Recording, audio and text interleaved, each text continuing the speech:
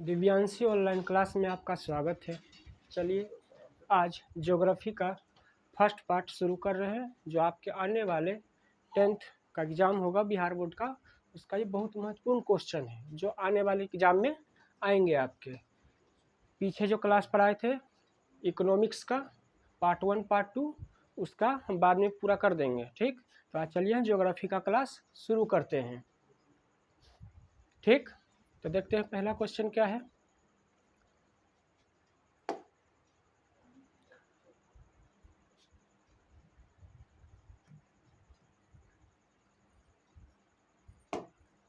नेल्लौर किस खनिज के उत्पादन के लिए प्रसिद्ध है? बताइए। नेल्लौर किस खनिज के उत्पादन के लिए प्रसिद्ध है? तो अबरख के लिए। किसके लिए प्रसिद्ध है ये? अबरख के लिए। किसके लिए प्रसिद्ध है ये? अबरख के लिए।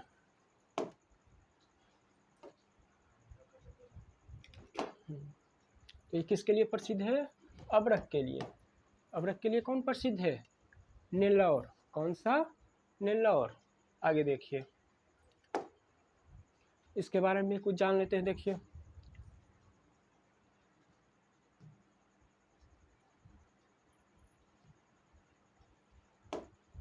जैसे नेल्लौर कहाँ पर है? आंध्र प्रदेश में है। नेल्लौर कहाँ पर ही है? आंध्र प्रदेश में है। और आंध्र प्रदेश की राजधानी क्या है? हैदराबाद। आंध्र प्रदेश की राजधानी क्या है? हैदराबाद, याद रखिएगा। और यह भारत में अबरख को इंग्लिश में क्या बोला जाता है? मीका। अबरख को क्या बोला जाता है? मीका। याद रखिएगा। कभी कभी क्या करेगा एग्जाम में? यही लिख देगा। अबरख के जगह पर क्या करेगा? मीका लिख देगा। मीका कहाँ पाया जाता है? तो मीका को क्या बोलते हैं? अबरख बोलते हैं। याद रखिएगा। क्या ये एक प्रमुख उत्पादक है? ये क्या है? ये यहाँ का प्रमुख उत्पादक। कहाँ? नेल्लौर में। नेल्लौर कहाँ पर है? आंध्र प्रदेश में। और इसकी राजधानी हैदराबाद है। आगे देखिए,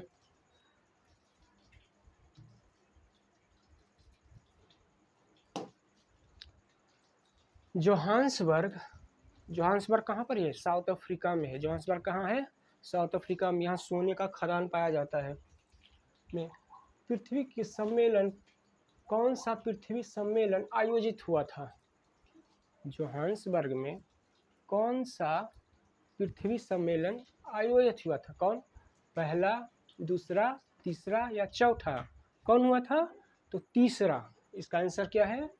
तीसरा सम्मेलन। जोहान्सबर्ग में कौन सा सम्मेलन हुआ था? तीसरा हुआ था। ये सब याद कीजिएगा बढ़िया से, ठीक ना।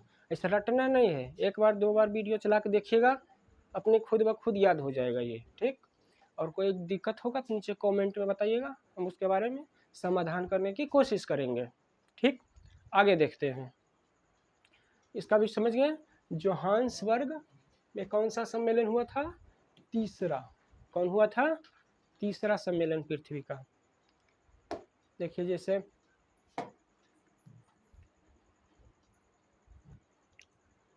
जोहान्सबर्ग सम्मेलन कब हुआ था? 2002 में। कब हुआ था?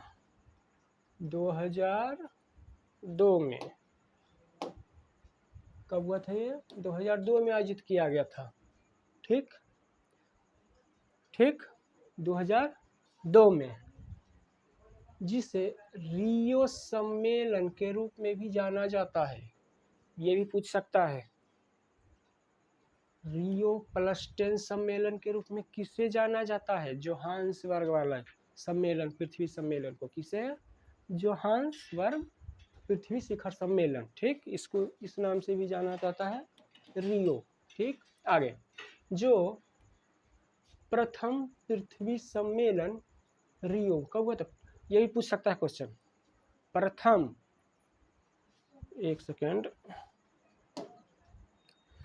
मोटा ज्यादा उसको पतला कर लेते हैं पेन को पहले,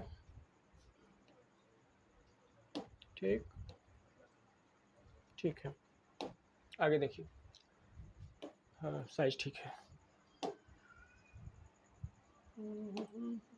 देख लीजिए इसका आंसर बढ़िया से फिर से बता देते हैं। जोहान्सबर्ग पृथ्वी शिखर सम्मेलन कब हुआ था? 2002 में। कब हुआ था? 2002 में, जिसे रियो 10 प्लस या प्लस 10 सम्मेलन के रूप में भी जाना जाता है। जो प्रथम पृथ्वी सम्मेलन रियो 1992 1992 में हुआ था। रियो कहाँ है? ब्राज़ील में। रियो कहाँ है? ब्राज़ील में। हाल ही में क्या हुआ था? यहाँ ब्रिक्स का सम्मेलन भी 2025 में हुआ था। कहाँ? रियो डी जेनेरो में इसका नाम है। ये ब्राज़ील में है। और ब्राज़ील की राजधानी कहाँ है? ब्रासिलिया। क्या है? ब्रासिलिया। और ब्राज़ील के राष्ट्रपति कौन है?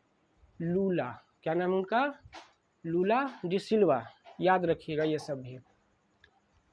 कि 10 साल बाद हुआ था। इसे अक्सर विश्व सतत विकास शिखर सम्मेलन या तीसरा पृथ्वी सम्मेलन किया जाता है। ये भी याद रख लीजिएगा, ठीक? इसको याद रख लीजिएगा। इसको क्या कहा जाता है? सतत विकास। इसका क्या एक नाम है? सतत विकास। पूछेगा किसे कहते हैं?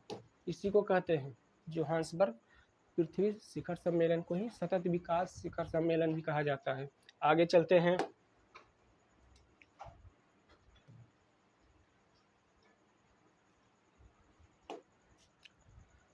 गंगा मैदान की पुरानी जलोढ़ मृदा, मृदा मतलब मिट्टी, मृदा मतलब मिट्टी, सॉइल, ठीक, कहलाती है। गंगा मैदान की पुरानी जलोढ़ मृदा क्या कहलाती है? इनमें से बताने की कोशिश कीजिए। खादड़, बांगड़ या रेगड़, इनमें से कोई नहीं। तो बता देते हैं इसको क्या बोलते हैं। जलोढ़ पुरानी मृदा को क्या बोला जाता है? बांगड़। क्या बोला जाता है? बांगड़, ठीक। इसका आंसर क्या होगा थ्योरी का? बांगड़। और भी देखिए इसके बारे में।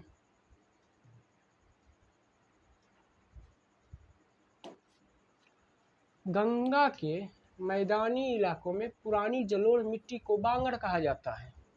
गंगा के जो पुरानी इलाकों है तो ना, उन्हीं में जो पाए जाने वाली मिट्टी होती है जलोढ़ मिट्टी, उसको क्या कहा जाता है? बांगड़। क्या कहते हैं उसको? बांगड़, ठीक।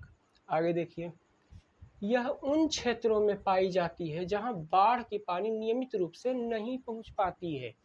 मतलब जहां बाढ़ के पानी नहीं जा पाती है वहां ये मिट्टी बनती है। कौन? बांगड़। कौन मिट्टी बनती है? बांगड़ मिट्टी। याद रखिएगा ये सब। आगे देखिए।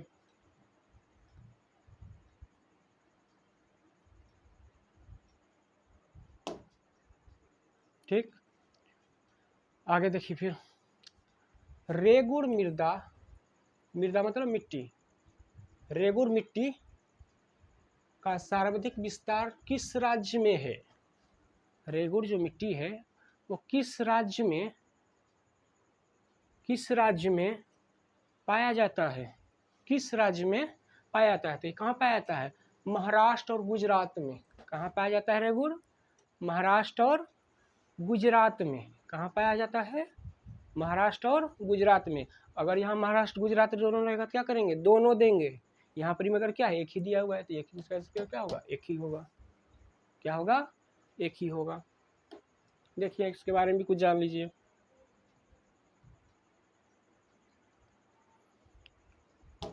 जैसे रेगुड़ मृदा को काली मिट्टी भी कहा जाता है। रेगुड़ मृदा को काली मिट्टी, याद कर लीजिएगा, ये ऑब्जेक्टिव में पूछ सकता है कि काली मिट्टी को क्या कहा जाता है? तो रेगुड़। क्या कहा जाता है काली मिट्टी को? रेगुड़, ठीक। और काली मिट्टी कपास के लिए बहुत बढ़िया मिट्टी होता है। कपास के लिए, कपास की खेती इस पर बहुत बढ़िया होती है काली मिट्टी में। और भी देखिए। यह दक्कन के पठार के बड़े हिस्से में विशेषकर महाराष्ट्र और गुजरात, बोले थे ना, रेगुड़ मिट्टी कहाँ कहाँ? गुजरात और महाराष्ट्र दोनों में पाया जाता है, दक्कन के पठार में। ये ऑप्शन में दोनों रहेगा तो दोनों देना है, ठीक। या दोनों में से एक रहेगा तो दोनों में से एक देना है ऑप्शन में। याद पढ़ के लिखिएगा ये सब, ठीक ना। आगे देखते हैं।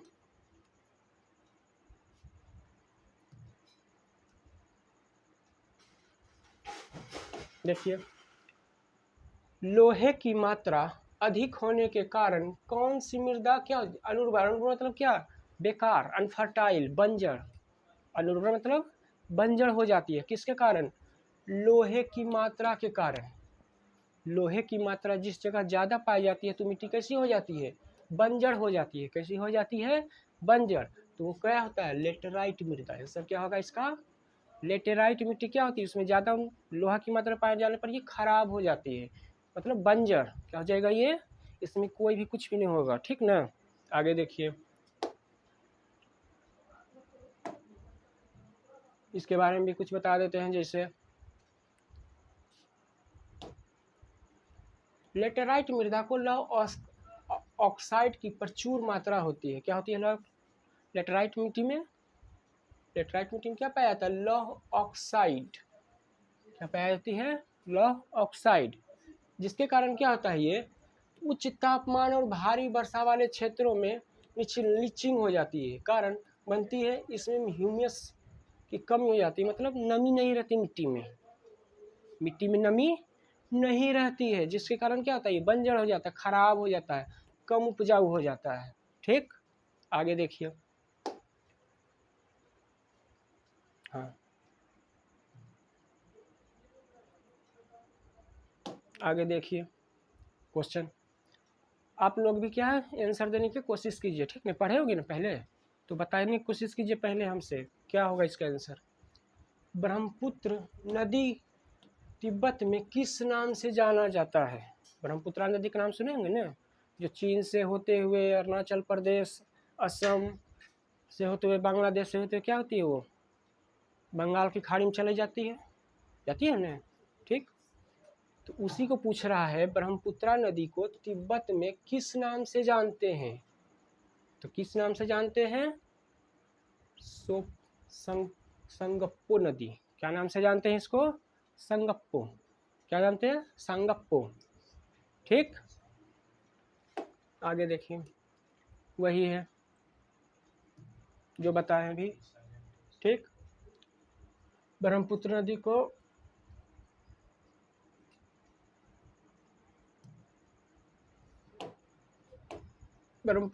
तिब्बत में किस नाम से जानते हैं? संगप्पो। इसमें क्या है? टी साइलेंट है। क्या है? टी साइलेंट है। संगप्पो के नाम से जाना जाता है, जिसका अर्थ देख लीजिए। संगप्पो का शुद्ध क्या अर्थ होता है? शुद्ध। क्या अर्थ होता है? प्योर। अच्छा, ठीक, आगे देख लीजिए। आगे देखिए,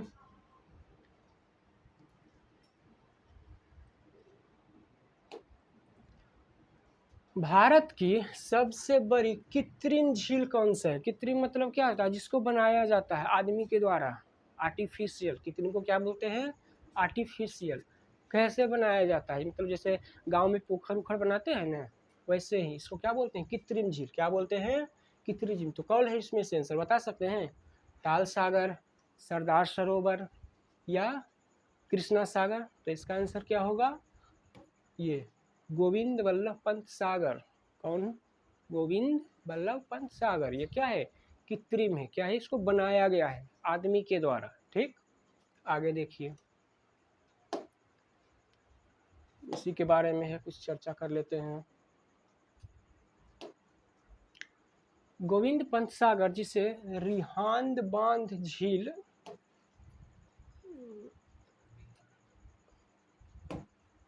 जिसे क्या?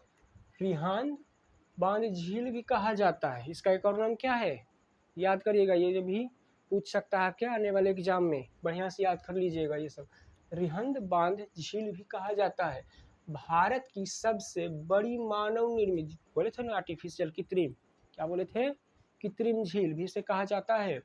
यह उत्तर प्रदेश के सोनभद्र जिले में रिहंद नदी पर स्थित है। ये कहाँ है? उत्तर प्रदेश के सोनभद्र जिले में। उत्तर प्रदेश के सोनभद्र जिले में, और रिहंद नदी पर। किस पर? रिहंद नदी पर, याद रखिएगा। आगे देखिए,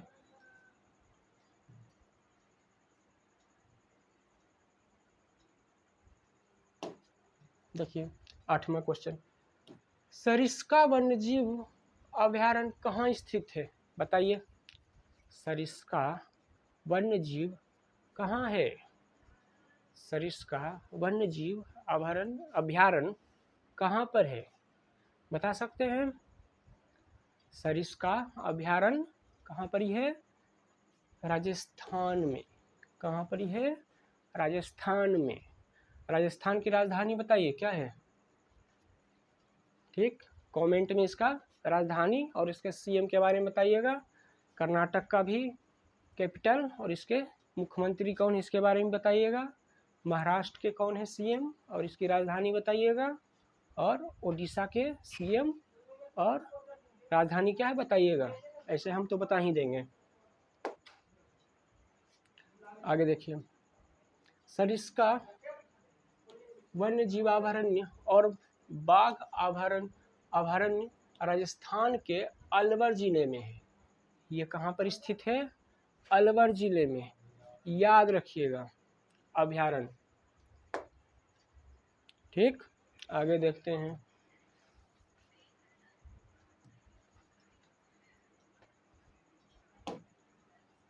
ठीक, बताइए इसका क्वेश्चन आंसर क्या होगा, बताइए जल्दी से। जैसे यूनेस्को द्वारा भारत के कितने जैव मंडल आरक्षित क्षेत्र घोषित किए गए हैं। यूनेस्को द्वारा भारत के कितने जैव मंडल आरक्षित क्षेत्र घोषित किए गए हैं। 12, 18, 15 या 20, बताइए इसमें से कौन होगा, कौन होगा इसमें से। Answer B 18। कितने हैं, 18। ठीक, आगे देखते हैं। जैसे देख लीजिए यहाँ पर भी है कुछ, ये सब जो है ना डिटेल आपके लिए ही खोज कर लाते हैं बढ़िया से मेहनत करके, ठीक ना, ताकि आपको और बढ़िया से बता सके। तो ये सब देखने से आपका क्या है, 2 नंबर का जो ऑब्जेक्टिव होता है ना उसमें बहुत काम देगा। ये बढ़िया से ये सब को भी पढ़िएगा, ठीक ना, ये बहुत महत्वपूर्ण है, ठीक ना। ठीक, आगे देखिए।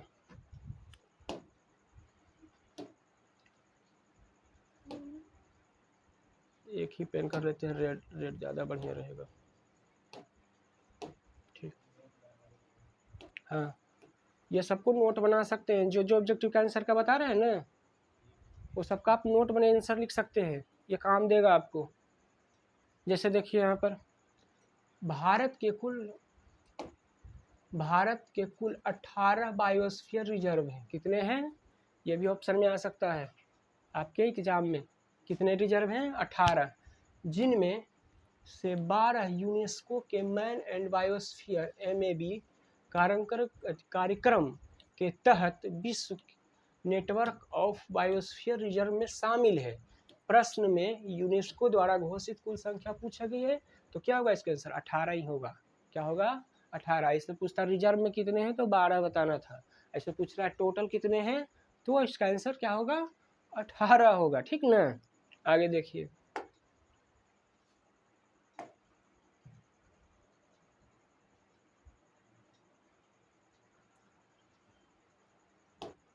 देखिए बागमती परियोजना कहाँ है, बागमती परियोजना कहाँ है, बागमती परियोजना कहाँ है, बता सकते हैं। सीतामढ़ी में। कहाँ है, सीतामढ़ी में। बागमती परियोजना कहाँ है, सीतामढ़ी में। ठीक, आगे देखिए, बागमती परियोजना के बारे में भी कुछ जान लीजिए। ठीक, देखिए बागमती परियोजना बिहार के सीतामढ़ी जिले में बागमती नदी पर स्थित है। कहाँ पर है ये, बिहार में है बागमती नदी। ठीक, परियोजना स्थित एक प्रमुख सिंचाई परियोजना है। क्या है ये, एक सिंचाई परियोजना है ये, याद रखिएगा ये सब। आगे देखिए,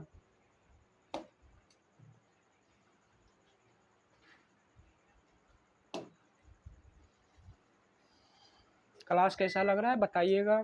ठीक, इसी चैनल पर आज भी कुछ क्वेश्चन, रुक जाइए थोड़ा सा, कुछ बताना है। जैसे बिहार बोर्ड के बारे में जितने भी महत्वपूर्ण जानकारी होंगे आपको इसी चैनल पर मिल जाएंगे। जैसे परीक्षा फार्म कब भरा रहा है, एडमिट कार्ड कब आ रहा है, ये सब भी क्या करेंगे, सिलेबस के बारे में, ये सब इसी बोर्ड पर एक वीडियो बनाकर चढ़ा देंगे इसी चैनल पर, ठीक ना। मॉडल पेपर का भी तैयारी हम इसी चैनल पर करवाएंगे। ठीक, जितने भी महत्वपूर्ण क्वेश्चन होते हैं ना मॉडल पेपर का, इस पर सेट प्रैक्टिस करवाएंगे। एग्ज़ाम से पहले होगा ना 1-2 महीना पहले पूरा दम उस तरफ मैराथन जैसा यहाँ तैयारी करवाएंगे आपका। ठीक। सभी चीज़ का जितने भी आपको ज़रूरत की चीज़ है ना 10वां बोर्ड के लिए, उसके लिए टेंशन लेने की ज़रूरत नहीं है, सारा चीज़ यहीं पर हम करवा देंगे। ठीक ना। जो भी मतलब 10वां के बारे में जानकारी चाहिए वो पूछ लीजिएगा कमेंट के बारे में। जल्द ही इस पर एक नंबर भी दे देंगे। ठीक ना, व्हाट्सएप नंबर दे देंगे जो बन रहा है, और कुछ ऐप भी बनवा रहे हैं आप ही लोग के लिए, इस पर कोर्स होगा। ठीक ना, तो उस पर काम चल रहा है, जैसे होगा उसके बारे में बता देंगे। ठीक ना, तो ऑल सब्जेक्ट की पढ़ाई आपका इसी चैनल पर किया जाएगा इसके लिए। ठीक, आगे देखिए, यही कुछ ज़रूरी सूचना थी, बताना था जो बोल दिए हैं हमसे। ठीक ना, आगे देखिए क्वेश्चन। ठीक, आगे देखिए, भारत के किस राज्य में मोनाजाइट रेत पाया जाता है? भारत के किस राज्य में मोनाजाइट रेत पाया जाता है? ठीक, तो इसका आंसर क्या होगा बता सकते हैं? उड़ीसा में, केरल में, तमिलनाडु में या आंध्र प्रदेश में। मोनाजाइट जैसे क्या है, भारत के दक्षिण क्षेत्र में पाया जाता है। किधर? दक्षिण में। किधर? दक्षिण में पाया जाता है। दक्षिण में मतलब साउथ इंडिया समझ गए ना, सब केरल, तमिलनाडु, कर्नाटक है ना सब। तो इसका आंसर क्या होगा? केरल। क्या होगा? केरल। मोनाजाइट कहाँ पाया जाता है? केरल में। कहाँ पाया जाता है? केरल में। याद रखिएगा, ये सब बहुत महत्वपूर्ण क्वेश्चन है। आगे देखिए,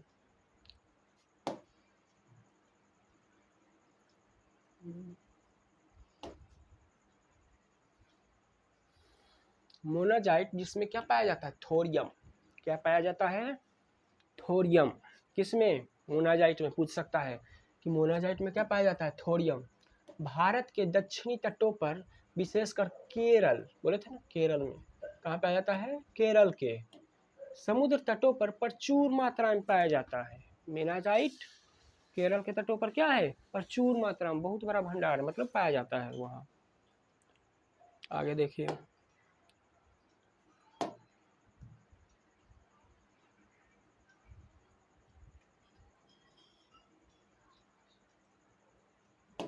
आगे देखिए, निम्न तेल उत्पादक क्षेत्रों में गुजरात में स्थित है, इसमें से जगह बताइए कौन सा है जो गुजरात में है तेल उत्पादक क्षेत्र में? तेल उत्पादक क्षेत्र में इनमें से कौन गुजरात में है? वो जगह का नाम बताइए। वो जगह का नाम बताइए, कौन सा जगह है जो गुजरात में है? डिगबोई, नहरकटिया, रुद्रसागर या अलंकेश्वर? तो इसका आंसर क्या होगा? अलंकेश्वर। क्या होगा इसमें से? अलंकेश्वर। ठीक, आगे देखिए, इसके बारे में कुछ चलिए बता देते हैं।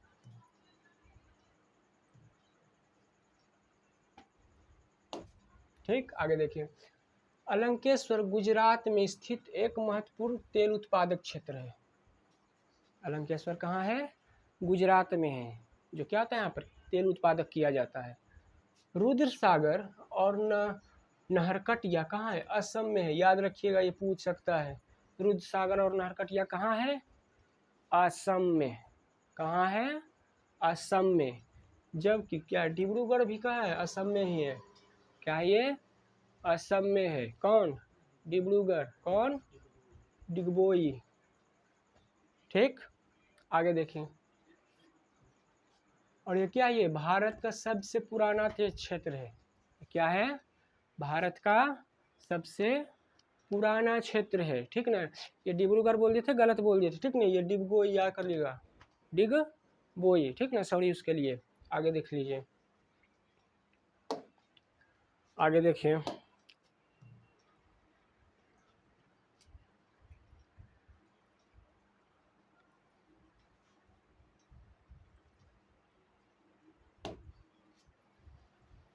भारत की सबसे पुरानी तेल शोधन इकाई कौन से है? इनमें से बताइए। अभी तुरंत पढ़े हैं पीछे क्वेश्चन कि इसमें से भारत का सबसे पुराना तेल शोधक कौन सा है? कौन सा है? डिगबोई। कौन सा है? डिगबोई। डिगबोई कहाँ था, अभी पढ़े थे, आसाम में। कहाँ? आसाम में। ठीक। आगे देखिए, इसके बारे में भी कुछ जान लेते हैं। जैसे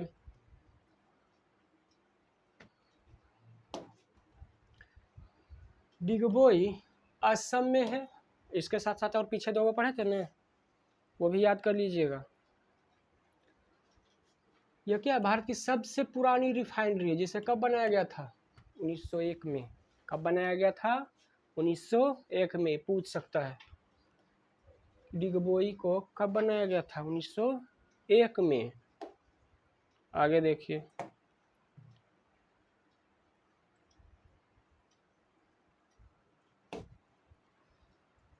बताइए इसका क्या होगा, बताने की कोशिश कीजिए। कोयला किस प्रकार का संसाधन है, बता सकते हैं? ये आसान ही है, बुक में पढ़े होंगे। कोयला किस प्रकार का संसाधन है? नवीकरणीय, अजैविक, जैविक या अनवीकरणीय? इसके बारे में तो पता ही होगा सबके बारे में, नवीकरणीय क्या है, जैविक क्या है, जैविक क्या है और अनवीकरणीय क्या है। तो कोयला किस में आएगा इसमें से? ये अनवीकरणीय। क्या होगा? अनवीकरणीय। क्यों? क्योंकि कोयला जलने के बाद क्या है, दोबारा बनता नहीं है ये। इसको बनने में क्या है, लाखों करोड़ों साल लग जाते हैं इसको बनने में, क्योंकि ये जीवाश्म ईंधन है ना, पेड़ पौधे से बने हैं ये, बहुत समय लगता है इसके बनने में। नवीकरणीय जो बार बार मिल जाता है, जैसे सूर्य को रोशनी, पता है ना। ठीक। आगे जैविक हो गया जीव जंतु से संबंधित, जंगल, पेड़ पौधे, जैविक। अजैविक हो गया निर्जीव, जैसे पत्थर, ठीक, मिट्टी हो गया नहीं, ये सब जल अजैविक में आ जाएंगे। आगे देखिए, इसी के बारे में कुछ बता भी देते हैं, ये सबको नोट भी कर सकते हैं, महत्वपूर्ण है। जो छोटा सब्जेक्टिव होता है ना 2-3 नंबर का, उसमें इसमें टॉपिक, ये तो 5 नंबर में भी आ सकता है पूरा। ठीक।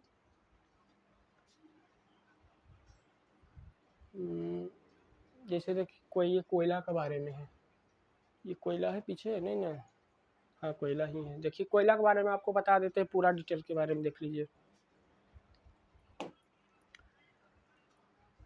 कोयला क्या है, अनवीकरणीय है। एक बार जलने के बाद ये दोबारा वापस नहीं आएगा। घर में जलाए होंगे तो देखेंगे, या नहीं जलाए हैं तो बाजार से लाकर प्रैक्टिस इसका देख कर सकते हैं, प्रयोग कर सकते हैं प्रैक्टिकल के रूप में घर में। ठीक।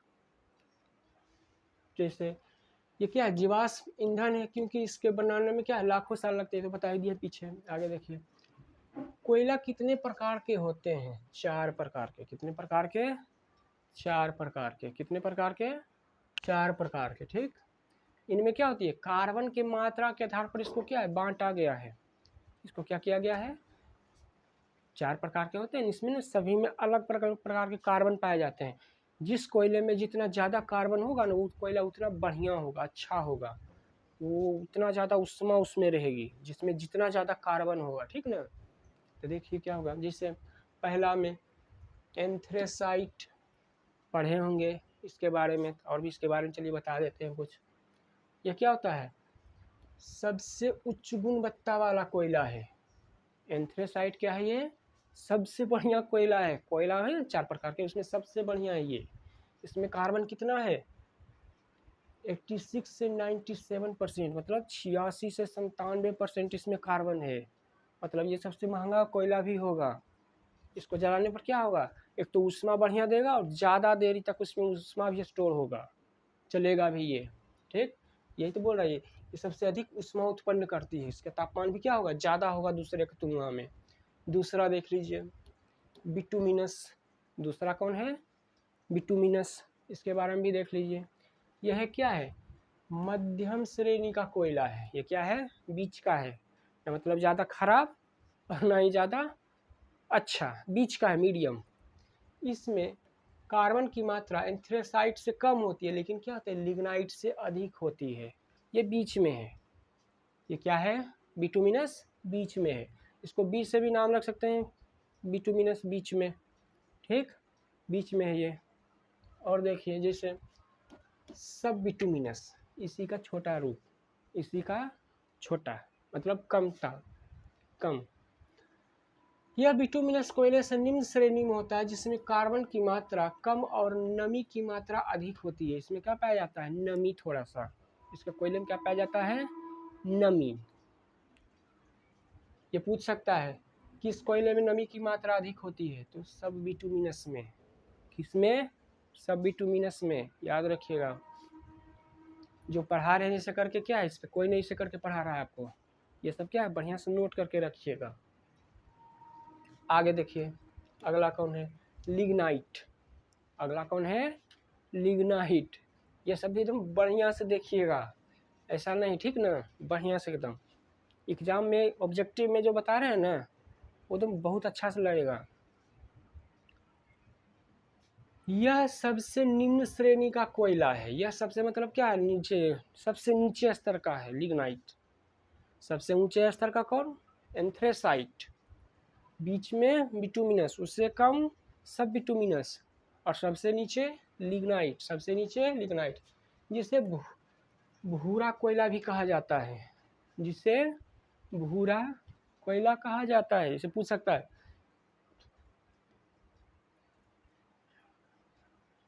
ब्राउन कोल किसे कहते हैं? ब्राउन कोल लिग्नाइट को कहा जाता है। ब्राउन कोल लिग्नाइट को कहा जाता है, ठीक, ये भी याद कीजिएगा। इसमें कार्बन की मात्रा क्या होती है? बहुत कम होती है। इसमें कार्बन की मात्रा बहुत कम होती है। ये निम्न प्रकार का कोयला है, ठीक। इस चार के अलावे भी कुछ और होते हैं, ठीक, उसके बारे में भी देखिए बता देते हैं। कोयले पीट के रूप में भी वर्गीकृत किया जाता है। जो कोयला निर्माण में शुरुआती अवस्था में होती है ना, जो भी बन ही रहे हैं, वो पीट के रूप में उसको बोलते हैं, ठीक ना।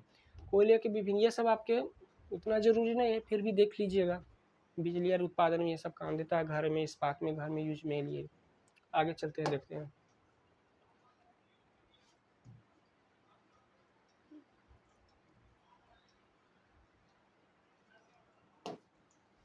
बताइए इसके बारे में क्या होगा। सौर ऊर्जा निम्नलिखित में कौन सा है? सौर ऊर्जा निम्नलिखित में से कौन सा संसाधन है? सौर ऊर्जा को क्या बनाया है? मानव। सौर ऊर्जा को कौन बनाया है? मानव। पुनःचक्रीय, अजैव या अचक्रीय? सौर ऊर्जा क्या है? बहुत आसान क्वेश्चन है ये। पुनः चक्रीय। सौर ऊर्जा क्या है? रोज सुबह उगती है ना, हर दिन। इससे सौर ऊर्जा से क्या है, बहुत सारा सौर ऊर्जा देखते हैं, सौर प्लेट सब लगा रहे हैं, सौर ऊर्जा से बिजली बनाते हैं, खाना बनाते हैं, आते हैं ना सौर से। आगे देखिए, इसके बारे में देख लीजिएगा। इसके बारे में बताने की उतना ज़रूरत है नहीं, देख लीजिएगा फिर भी।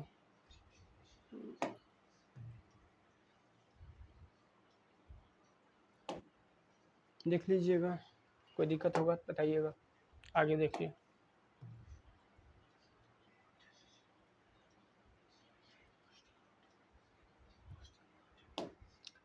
ये सब मोस्ट इम्पोर्टेंट क्वेश्चन में से है, ठीक। जो पढ़ा रहे हैं ना, वो खोज खोज के क्वेश्चन आपके बुक से बनाए हैं, ठीक, उसी के बारे में बता रहे हैं वो।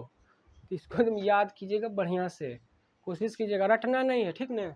समझ समझ के देखना है, एक बार दो बार वीडियो चला के देखिएगा, दिमाग में आ जाएगा। देखिए क्वेश्चन क्या है।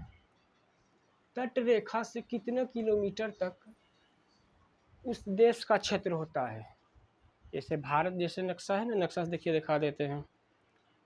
मैप कहाँ है? यहाँ पर, ये रहा मैप। जैसे देखिए है ना,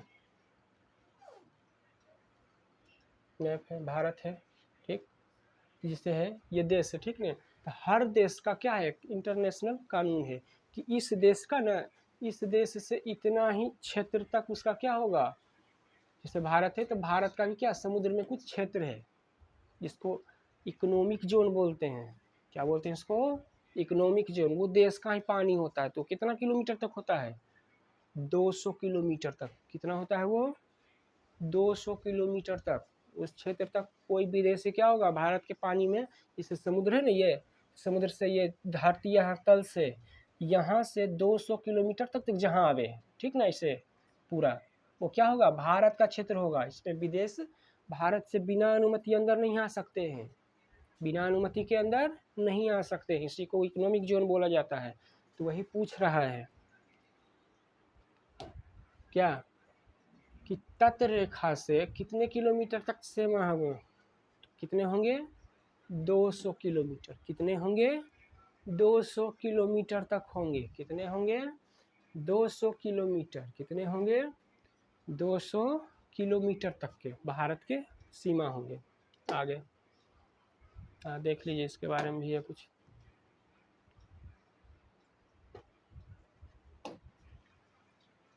तट रेखा से 200 किलोमीटर तक क्या होता है 200 मील, लगभग 370 किलोमीटर तक विशेष आरक्षित होता है, जिसे इकोनॉमिक जोन कहा जाता है, जहां किसी देश को संसाधित अन्वेषण और उपयोग के लिए कितना अधिकार होता है 200 किलोमीटर, कितना होता है 200 किलोमीटर, उसी तो उतने तक ही, उसके बाद इंटरनेशनल हो जाता है, इसमें कोई भी देश आ जा सकता है, आप रोक नहीं सकते हैं, मगर हाँ 200 किलोमीटर तक क्या कोई नहीं सटेगा आपकी ज़मीन में या समुद्री क्षेत्र में। अनार्थिक क्षेत्र, प्रादेशिक समुद्र, ये सब देख लीजिएगा आगे क्या है, सब अधिकतम 200 मील होता है, ये सब वही एक ही चीज़ है।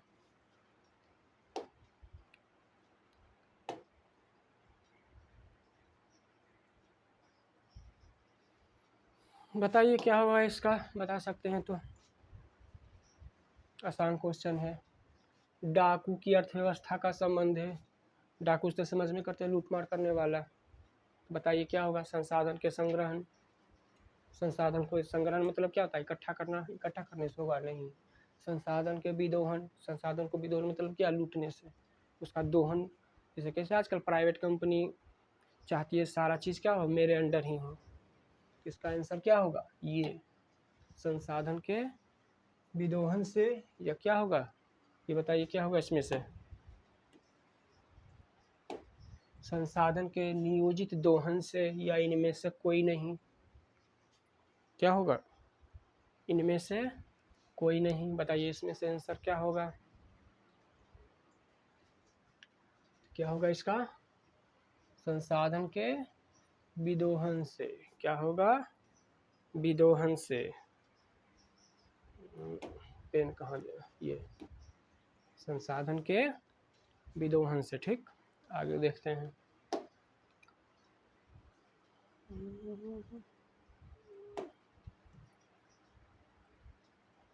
देखिए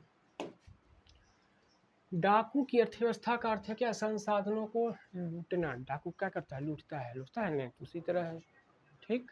आगे देखिए, अंधाधुन शोषण करना, अंधाधुन शोषण करना, ठीक ना, बिना भविष्य के आगे के सोचे हुए, जितना हो सके उतना लूट सकता है बेचारा।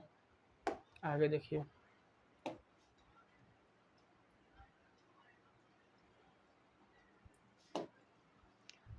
समुद्री क्षेत्र में राजनीतिक सीमा के कितने किलोमीटर तक संपदा नहीं थी, संपदा मतलब क्या संपत्ति, मतलब अभी बताया था ना समुद्र है, जैसे ये भारत का नक्शा है, ठीक है ना, ऐसे है, तो यहाँ से 200 किलोमीटर तक तो भारत का इकोनॉमिक जोन है, ठीक।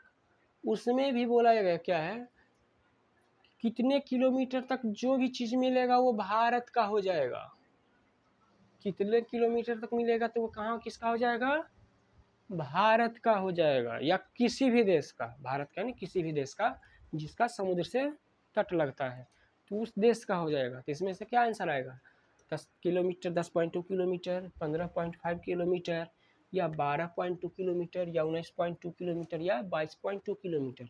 इसका आंसर क्या हो जाएगा 22.2 किलोमीटर, 22.2 किलोमीटर क्या हो जाएगा। उस क्षेत्र में जो भी संपदा मिलेगा ना, पेट्रोल मिले, सोना मिले, जो भी मिले, लिथियम मिले, जो भी मिले, वो किसका हो जाएगा उस देश का हो जाएगा, किस मगर कितने किलोमीटर के अंदर होना चाहिए वो 22.2 किलोमीटर के अंदर होना चाहिए, तभी क्या जाएगा वो उसका अपना हो जाएगा वो। आगे देखिए, इसके बारे में भी ये कुछ बता देते हैं।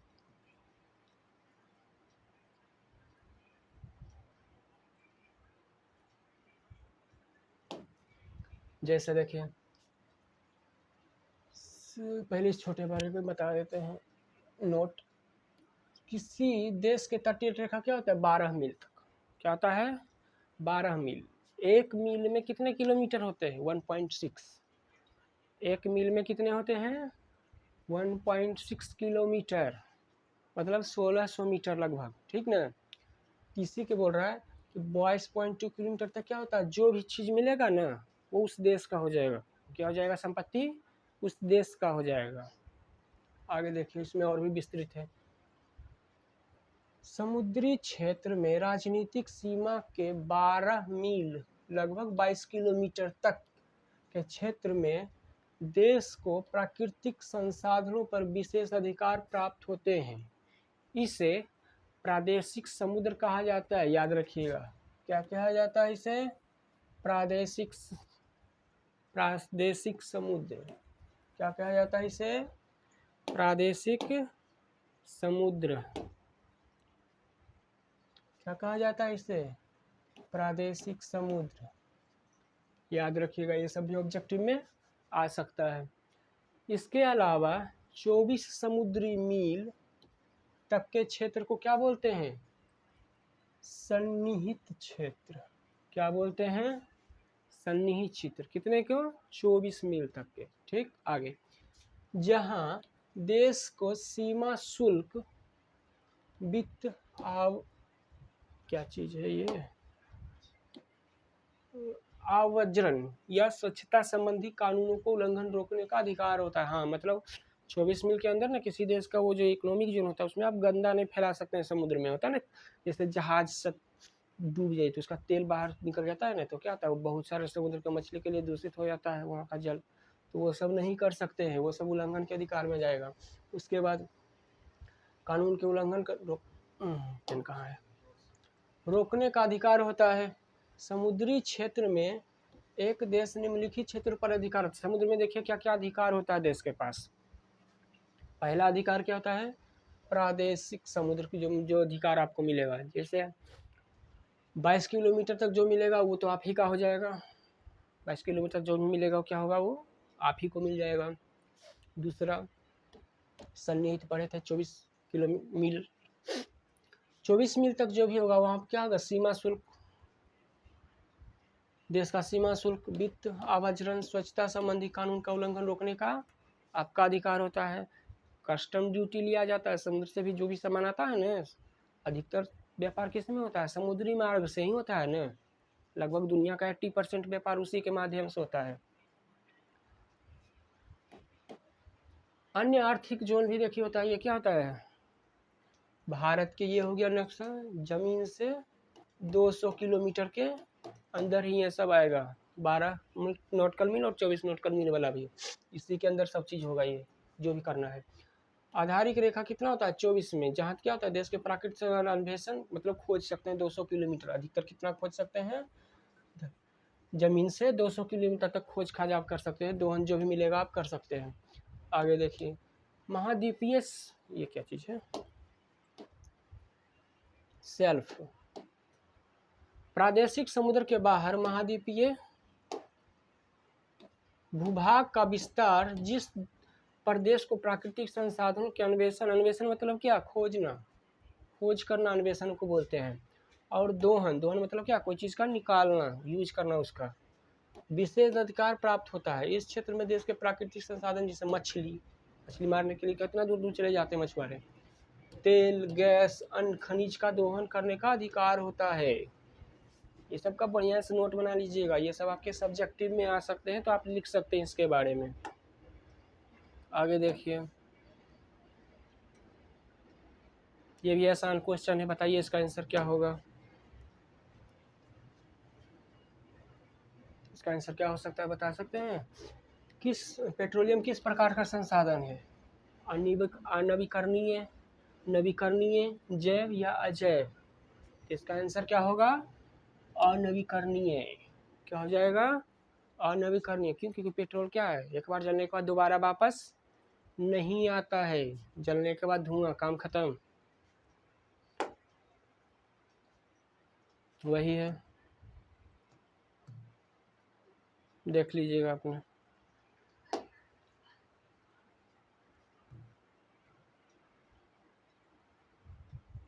अगला क्वेश्चन देखिए, निम्न में कौन मिट्टी सर्वाधिक उपजाऊ होती है? सबसे उपजाऊ मिट्टी कौन है इनमें से? पर्वतीय, मरुस्थलीय, पीली या जलोढ़? कौन सी मिट्टी इसमें से सबसे उपजाऊ है? सबसे उपजाऊ है तो कौन है? जलोढ़ मिट्टी। कौन सबसे उपजाऊ मिट्टी है? जलोढ़। कौन सी मिट्टी सबसे उपजाऊ है? जलोढ़ मिट्टी। इसके बारे में देखिए, मिट्टी के बारे में भी बता देते हैं कुछ।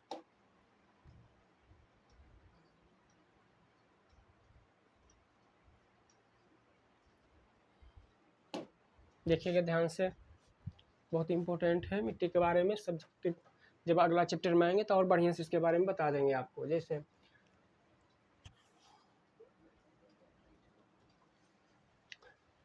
मिट्टी की क्या बोलते हैं? मृदा भी बोलते हैं। मिट्टी को क्या बोलते हैं? मृदा भी बोलते हैं। इसको पतला कर लेते हैं पेन को।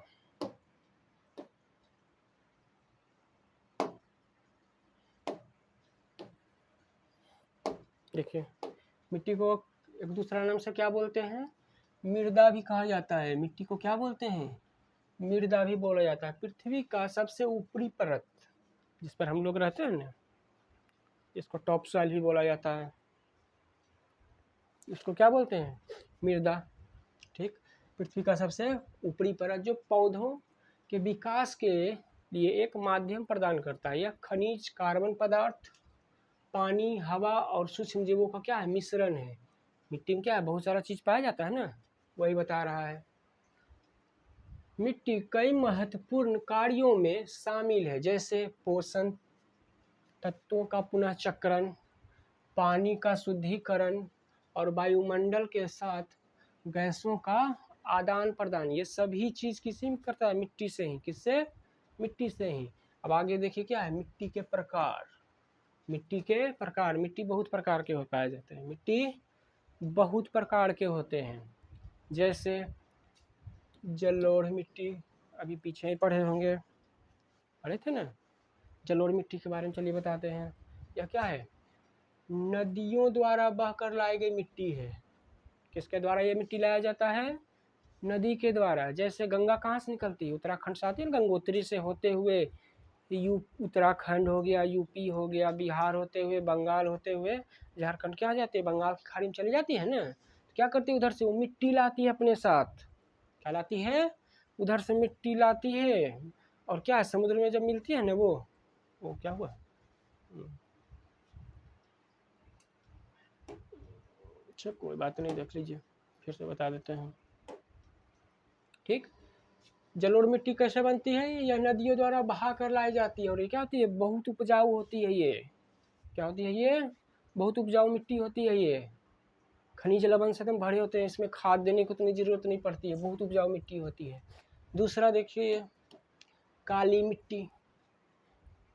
कैसे मिट्टी है ये? काली मिट्टी। टाल उल में गए होंगे तो देखे होंगे काली मिट्टी। ये कैसी मिट्टी होती है? कपास की खेती के लिए बहुत बढ़िया होती है। काली मिट्टी किसके लिए बढ़िया होती है? कपास में एकदम, कपास पानी, कॉटन जिसको बोलते हैं, उसके लिए सबसे बढ़िया होती है। कौन? काली मिट्टी। इसमें पानी बनाए रखने की एकदम क्षमता बहुत अच्छी होती है। काली मिट्टी क्या करती है? पानी को रोक के रखती है, क्योंकि ये आपस में चिपक के जुड़ जाती है। काली मिट्टी चिकनी होती है। देखेंगे बरसात के समय में काली मिट्टी पर चलेगा तो स्लिप करेगा बहुत ज़्यादा। क्या करती है? पानी के अपने अंदर जाने से रोकती है। जाती तो है मगर बहुत कम जाती है, रोकती है ये। आगे देखिए कौन है ये? लाल मिट्टी। और कौन है ये? लाल मिट्टी। अगला, यह लाल क्यों होती है? आयरन के कारण। किसके कारण ये लाल हो जाती है? आयरन के कारण इसका रंग लाल हो जाता है। क्या हो जाता है? मगर ये कम उपजाऊ होती है मिट्टी। क्या होती है ये? कम उपजाऊ होती है थोड़ा। किसके मुकाबले में? काली मिट्टी के मुकाबले में। और क्यों है? लेटेराइट मिट्टी। कौन सी मिट्टी है ये? लेटेराइट मिट्टी। यह उच्च तापमान और भारी वर्षा वाले क्षेत्र में पाया जाता है। यह मिट्टी कहाँ मिलती है? जहाँ बहुत ज़्यादा पानी पड़ता है। ये कहाँ पाया जाता है? ये गर्मी भी हो और पानी भी ज़्यादा हो, वहाँ पाया जाता है ये। ठीक। अगला कौन है? रेगिस्तानी मिट्टी। इसको बालू बोल सकते हैं। रेगिस्तानी मिट्टी क्या बोल सकते हैं? बलुआही मिट्टी, बालू। यह शुष्क और रेतीली होती है। रेत का मतलब ही क्या होता है? बालू बोल सुने हैं ना, रेतीली रेत। रेगिस्तानी मिट्टी को क्या बोलते हैं?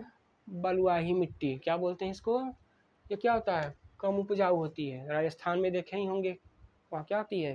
अगर रेती रेत पानी की कम मात्रा, तो क्या उपजेगा इसमें? होती है तो वैसे भी कम होती है। पहाड़ी मिट्टी, नाम तो सुने पहाड़, जिसे पहाड़ी इलाका में, नॉर्थ ईस्ट स्टेट्स में क्या है, सिर्फ पहाड़ी पर खेती होती है ना, उधर भी देखोगे पहाड़ को क्या करेगा, ऐसे काट देगा पहाड़ को, मतलब ऐसे ऐसे काट काट कर इसमें खेती करता है ना, पानी ऐसे देखेंगे वीडियो में, सीढ़ी नुमा खेती बनाकर। यह पर्वतीय क्षेत्रों में पाई जाती है और इसमें क्या होता है, कंकड़ पत्थर अधिक होती है। उत्तराखंड जाइएगा तो कभी घूमने जाइएगा ना उत्तराखंड या नॉर्थ ईस्ट, तो उधर ये मिल जाएगा। दलदली मिट्टी, दलदली मिट्टी से नाम से ही पता चल रहा है कैसी मिट्टी होगी, दलदल जैसा। ये कहाँ पाया जाता है? गुजरात के कच्छ में नाम सुने होंगे, उधर पाई जाती है दलदली मिट्टी। इसमें क्या होती है, कार्बनिक पदार्थों की मात्रा क्या होती है, अधिक होती है। क्या होती है? अधिक होती है। किसकी मात्रा? कार्बन। ठीक। अगला कौन है? लवणीय मिट्टी। कौन है? लवण मतलब क्या? नमक। लवणीय मतलब नमक की मात्रा इस मिट्टी में क्या होती है? अधिक होती है। तो बता सकते हैं किधर? ये भी गुजरात की तरफ होता है, जो समुद्री इलाका होता है जिधर, उधर ये वाला मिट्टी पाया जाता है। ठीक ना। और भी देखिए नक्शा की मात्रा में कौन कौन मिट्टी देखिए कहाँ पाया जाता है, जैसे पर्वतीय मिट्टी, जहाँ जहाँ ये क्या है, हरा हरा वाला क्षेत्र है ना, ये सब पर्वतीय है। क्या है ये? पहाड़ी मिट्टी, जिसको बोल सकते हैं पर्वत। ये जलोढ़ वाला कौन सा है? ये पूरा नदी द्वारा रहता है ना बहाकर जलोढ़ मिट्टी, ये देखिए ना पूरा एकदम, क्योंकि यहाँ नदी बहती है, ये भी जहाँ भी देख रहे हैं ना, सब नदी, गंगा जमुना इधर ही बहती है ना सब, इसलिए क्या है, नदी का इधर ब्रह्मपुत्र इधर से लाती है बहाकर। लाल और पीली मिट्टी, तो ये जितना डॉट दिख रहा है ना, सब लाल मिट्टी है। काली मिट्टी ये वाले पूरा भाग काला है, यहाँ कुछ भाग, कुछ यहाँ है काला, कुछ इधर भी है। लेटेराइट मिट्टी ये वाला रंग का देख लीजिए कि यहाँ लेटेराइट है, कुछ यहाँ है, कुछ यहाँ है लेटेराइट मिट्टी। और जो ये जौन सा कलर में दिख रहा है यहाँ पर, रेतीली मिट्टी, कौन सा है? शुष्किया, ये राजस्थान वाला पार्ट में रेतीली मिट्टी है। इसके बारे में आई होप कर रहे हैं कि ये अच्छा से समझा पाए होंगे, आपको अच्छा लगा होगा इसको समझ के। ठीक, आगे देखिए।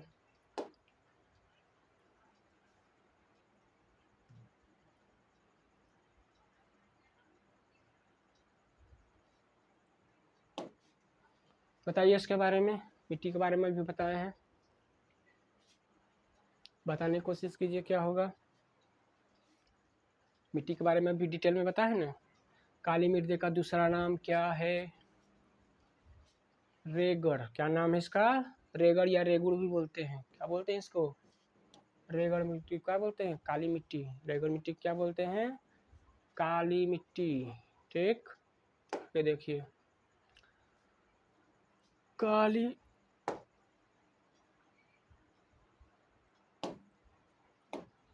काली मृदा, मृदा मतलब मिट्टी, क्या बोलते हैं?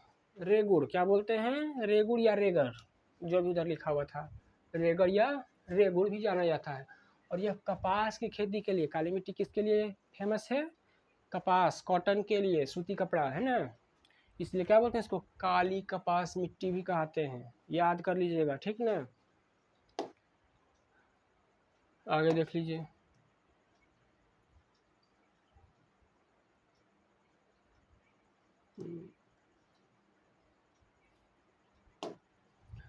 मरुस्थलीय मृदा का विस्तार निम्न में से कहाँ तक है?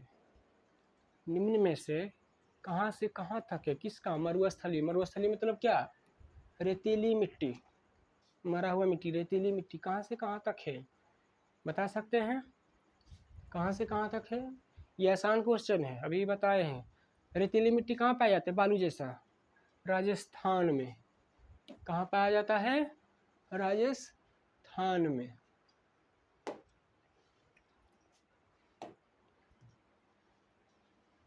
आगे देखिए। सोपानी कृषि किस राज्य में प्रचलित है?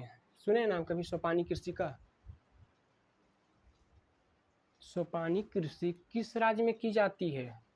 बिहार में, उत्तराखंड में, पंजाब में या हरियाणा में? तो इसका आंसर क्या होगा? उत्तराखंड में। सोपानी कृषि कहाँ किया जाता है? उत्तराखंड में। कहाँ पर? उत्तराखंड में कभी जाइएगा तो देख सकते हैं ये क्या होता है, सोपानी कृषि सीढ़ीदार बनाकर पत्थर को काट काट कर बनाया जाता है। आगे देख लीजिए।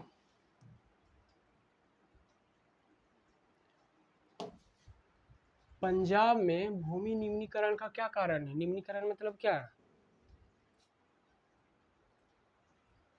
मतलब भूमि को, मतलब क्या, इतना पानी सिंचाई कर रहा है ना कि नीचे पानी का लेवल ही खत्म हो रहा है। क्या हो रहा है? नीचे पानी का लेवल बहुत नीचे जा रहा है। इसका आंसर क्या होगा? अधिक सिंचाई के कारण। पंजाब में भूमि में क्या हो रहा है? अधिक सिंचाई के कारण क्या हो रहा है? ये निम्नीकरण मतलब मिट्टी का स्तर नीचे आ रहा है। ठीक ना? ये देख सकते हैं इसके बारे में अभी जो बताया। ठीक, आगे देखिए। अभी पीछे ही बताए थे। कौन सी मिट्टी कपास के लिए सबसे बढ़िया है? कौन सी मिट्टी? काली मिट्टी। पीछे पढ़ाए थे ना। कौन सी मिट्टी सबसे बढ़िया है कपास के लिए? काली मिट्टी। ठीक, ये देख लीजिएगा अपना जो भी है।